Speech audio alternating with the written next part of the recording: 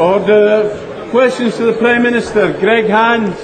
Question 1, Mr. Speaker.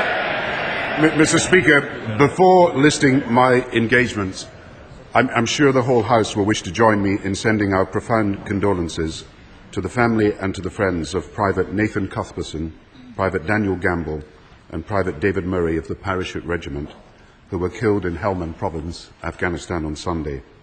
The risks they bear and the sacrifices they have made are in our thoughts, not just today but every day, and we owe them all a great debt of gratitude.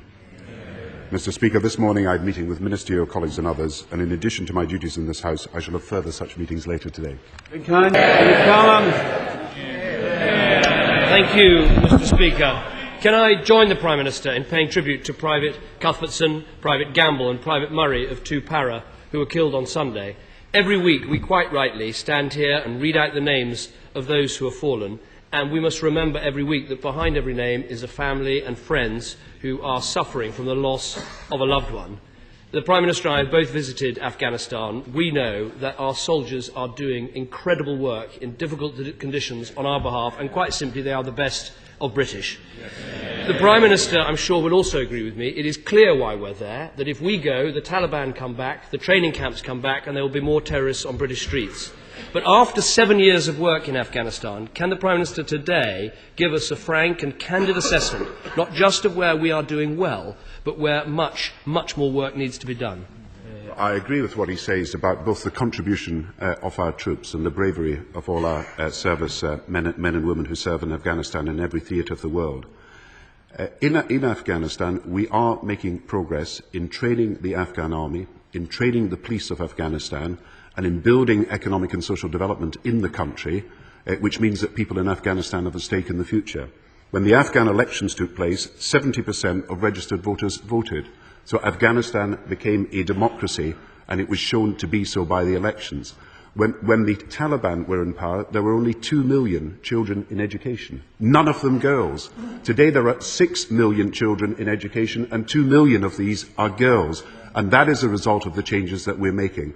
I agree with him that this is a long haul, but our duty is to stop the Taliban ever gaining power again and to stop Al-Qaeda making inroads into Afghanistan. And that is why there are 43 countries that are part of the coalition in Afghanistan. Speaker, I don't think there's a big level of disagreement. All I'm saying is this is the number one foreign policy priority, the number one national security priority, and we must make sure that everything the government does reminds the nation of that. Can I turn to the issue of the government's proposal to ask MPs to vote tonight on holding people for 6 weeks before they are charged? This is an enormous step to take, and we need the strongest possible evidence before the government could take it.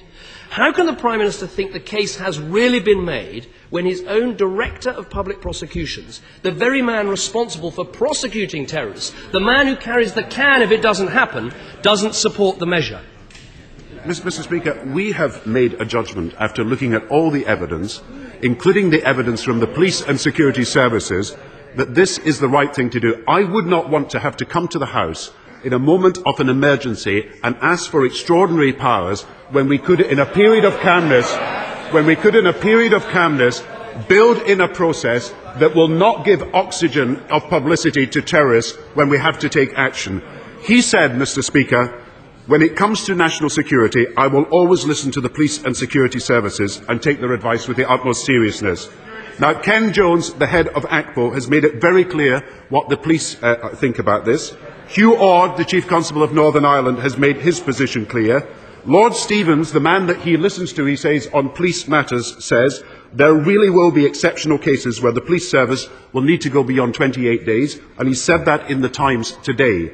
And I have to say to him that taking into account the advice of the police and security services, but also looking at the weight, complexity and sophistication of evidence that has got to be examined, it seems to me that in a moment of calm we should put in place this legislation, and I do not want, in a moment of panic, for people to have to come to the House and bring in emergency legislation.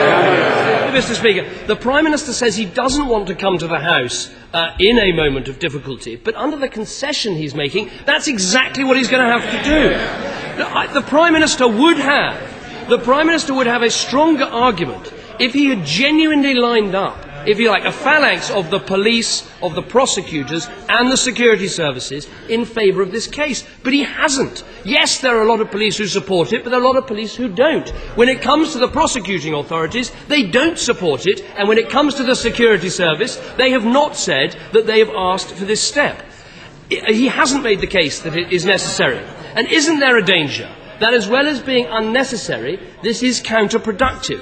When you've got former Attorney Generals, soldiers who've served against the IRA in Northern Ireland, all saying that this sort of measure could actually help the terrorists rather than hurt them, aren't we making a bad step? Isn't it clear? The terrorists want to destroy our freedom, and when we trash our liberties, we do their work for them. Mr. Speaker, the Chief Constable of Northern Ireland doesn't need lectures about taking on terrorism. What he said, sadly the day will come when 28 days will not be high enough, but we have to plan for it. And that is precisely what I'm saying to the House today. Our first duty is the protection of national security. We fail in our duty if we do not take preventative measures. I say in sorrow rather than anger, it is no use opposition for opposition's sake. We have to take no risk for security.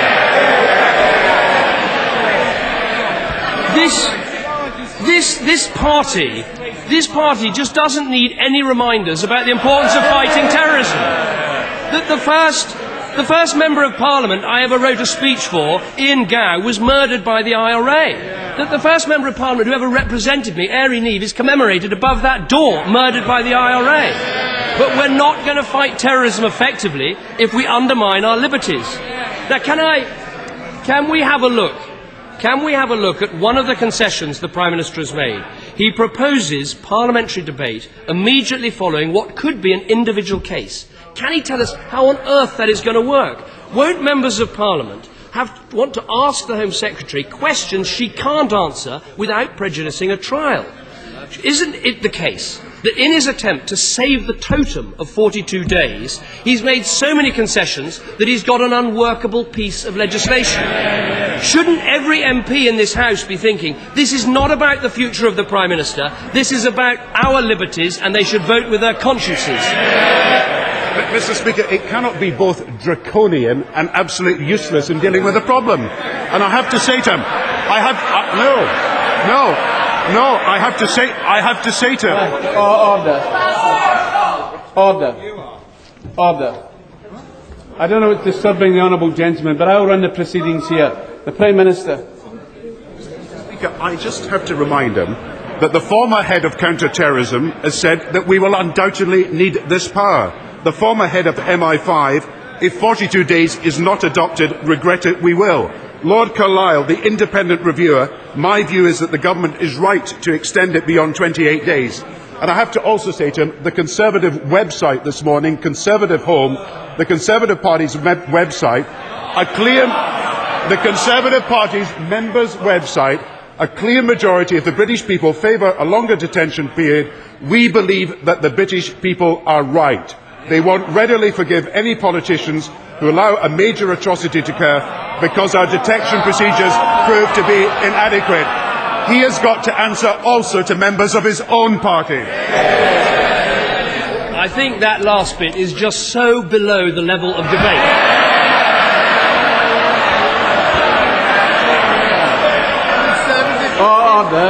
Order.